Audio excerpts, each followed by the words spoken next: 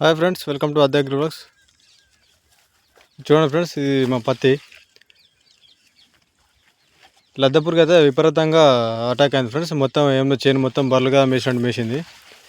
అది మన వర్షాల కారణంగా నేను స్ప్రే చేయలేకపోయినా, అవకాశం రాలేదు మనకు. ఛాన్స్ ఇవ్వకపోయేసరికి 4 రోజులు వర్షం తగ్గినాక కొడదామనేసరికి విపరీతంగా స్ప్రెడ్ అయింది ఫ్రెండ్స్. ఇక చూడండి ఎట్లా మేసింది ఇది.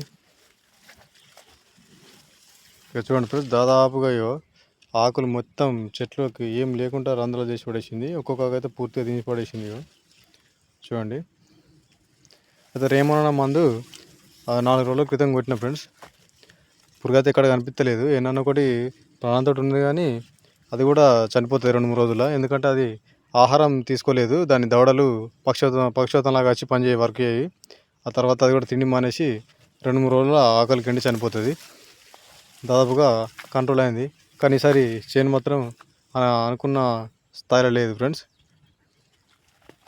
ఎందుకంటే ఎంతో చాలా కష్టపడి మా అమ్మ చేను సాపు చేసింది. కానీ చూడండి ఫ్రెండ్స్, అయినా కూడా ఈ వర్షాల కారణంగా 2 సార్లు కల్పించిన గడ్డి కంట్రోల్ కాలేదు, ఇటు ప్లస్ ఈ పురుగు కంట్రోల్ కాలేదు. ఇప్పటికి 5 టైమ్స్ మందు కొట్టినా కానీ ఖాతా అనేది సరిగా అంటలేదు. చూడండి ఫ్రెండ్స్, మనకు దాదాపుగా చెట్టుకు ఒక 40 నుండి 50 కాయలు ఉండేది ప్రతి సంవత్సరం. ఈ సంవత్సరం అయితే బాగా దెబ్బతీసింది. ఎందుకంటే ప్రతిరోజు వర్షాలు, మనకి చెట్టుకు ఆ ఖాతా ఆగే టైం అన్నది కూడా చెట్టుకు దొరకలేదు. ఆ తీవ్ర వర్షాల ప్రభావంగా చేను మొత్తం ఇట్లా అయిపోయింది ఫ్రెండ్స్. ఒక్కరోజు కూడా మనకు ఇటు మందు కొట్టిపోవడు, అటు సాయంత్రం వాన కొట్టుడు. ఏం చేస్తాం ఫ్రెండ్స్, మనకి ఎన్నడూ ఇది కలిసి రాలేదు. ఈ సంవత్సరమే ప్రకృతి పగబట్టినట్టున్న రైతులను. ప్రతి సంవత్సరం రైతులను దళాలు మోసం చేస్తే ఈసారి ప్రకృతి కొంచెం సపోర్ట్ చేయకుండా నాశనం చేసింది.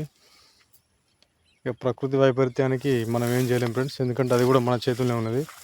ఎందుకంటే ఉన్న చెట్లను నరికేసుకుంటూ పోతున్నాం కాబట్టి అది కురిసే టైంలో వర్షాలు కురవకుండా ఇట్లనే ఉంటుంది. ఈ పురుగు అయితే కంట్రోల్ అయింది ఫ్రెండ్స్. చూడండి, చనిపోయింది. దాదాపుగా చనిపోయినా పెద్ద దీనివల్ల యూజ్ ఏం లేదు ఫ్రెండ్స్. ఎందుకంటే ఇంకా ఇక కాసే టైం కూడా లేదు. ఎందుకంటే కాయడానికి కూడా దానికి ఏం ఆకులు కూడా ఉంచలేదు. మొత్తం దీని పొద్దు విపారేసినాయి. పెట్టుబడి కూడా వచ్చే పరిస్థితి లేదు. దీని అమ్మ జీవితం ఇది. ఇటువంటి పరిస్థితులు ఎదుర్కొన్నప్పుడు ఇంట్లో అమ్మ నాన్నలు తిడతారు, ఎందుకు వ్యవసాయం చేస్తే ఏమైనా జాబ్ చూసుకోరా అట్లా ఇట్లా అని. మనకేమో ఉన్న ఊరిని విడిచిపెట్టిపోబుద్ది కాక ఈ పని చేసుకుంటే మన ప్రకృతి ఏమో ఇట్లా సహకరిస్తలేదు ఫ్రెండ్స్. చూడండి, తెగులు కూడా వాటర్ ఎక్కువైన కాడ కూడా ఆకులు కూడా ఎండిపోయినాయి. ఇది ఫస్ట్ టైం కాదు, మేము పత్తి చేసిన స్టార్టింగ్ నుండి ఇదే పరిస్థితి. చెట్లు ఆకులు మొత్తం రాలిపోవడం, మళ్ళీ ఎగురొచ్చుడు, ఆకులు రాలిపోవడం, మళ్ళీ ఎగురొచ్చుడు. వ్యవసాయం చేస్తే ఎప్పుడు బాగుపడతాం ఫ్రెండ్స్ మనం. ఒక పంట మంచిగా పండుతుంది, 2-3 పంటలు మళ్ళీ ఇట్లా పెట్టుబడి కూడా వచ్చే పరిస్థితి లేకుండా పోతుంది. మనం పైకి వచ్చేది అన్నాడు, డెవలప్ అయ్యాడు. రైతు పని చేస్తే ఇది పరిస్థితి.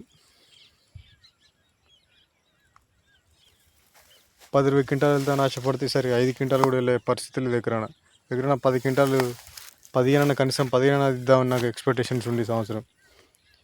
అట్లాంటిది ఎకరాన 3 క్వింటాలు కూడా వెళ్ళే పరిస్థితి లేదు. 2 ఎకరాలు అంటే నాకు 7 క్వింటాలు 8 క్వింటాలు వస్తే కూడా నాకు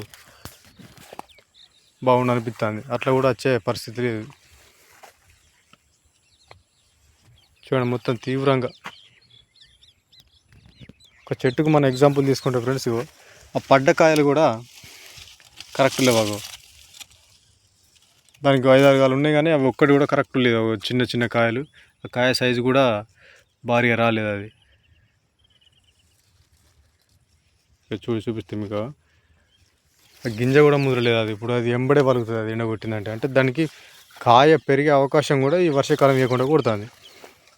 ఇక అన్నట్టు పెద్దగా అవుతుంది కాదు. మనకు వర్షాకాలం 15 రోజులకు, వారం రోజులకు ఒకసారి వాడుకుంటూ, వారానికి ఒకసారి, 15 రోజులకు ఒకసారి గ్యాప్ ఇచ్చుకుంటూ వాడుకుంటూ పోతేనేమో మనకు దాదాపుగా హీలింగ్ అనేది పెరుగుతుంది. అంటే ఆ టైంలో కొంత ఖాతాకు కూడా ఆగి కొంచెం కాయ తయారవుతుంది.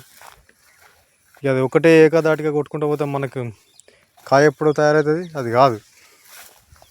సంవత్సరం అదే పరిస్థితి అయింది. వర్షాలు ఏకదాటిగా కురిసిన వల్ల కాయ అన్నదే చెట్టుకు ఆగకుండా వెళ్ళిపోయింది. మనకు గత 2 సంవత్సరాలు చేస్తాను దీనిలో పత్తి.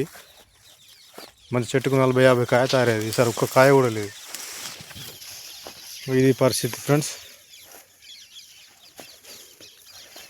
కనీసం రేటు ఉన్నా బాగుండు ఇట్లా ఈ పత్తి పండడానికి. కనీసం 6-7 క్వింటాలు ఎకరాలు వెళ్ళినా కూడా మనకు 10,000 తీరుంటే పెట్టుబడి కవర్ అయ్యే ఛాన్స్ ఉండు. అట్లా కూడా ఈసారి అవకాశం లేదు. CCI కాదు 8,000 అంటారు. దానికే ప్రాసెసింగ్ అంతా కరెక్ట్, తేమ శాతం కరెక్ట్ ఉంటేనే ఆ రేటు పడుతుంది. లేకపోతే దాంట్లో కూడా కోత పెడతారు. 6,000 7,000 అట్లా పడుతుంది. మన రైతులు ఎన్నో ఫ్రెండ్స్ బాగుపడలేము. ఇక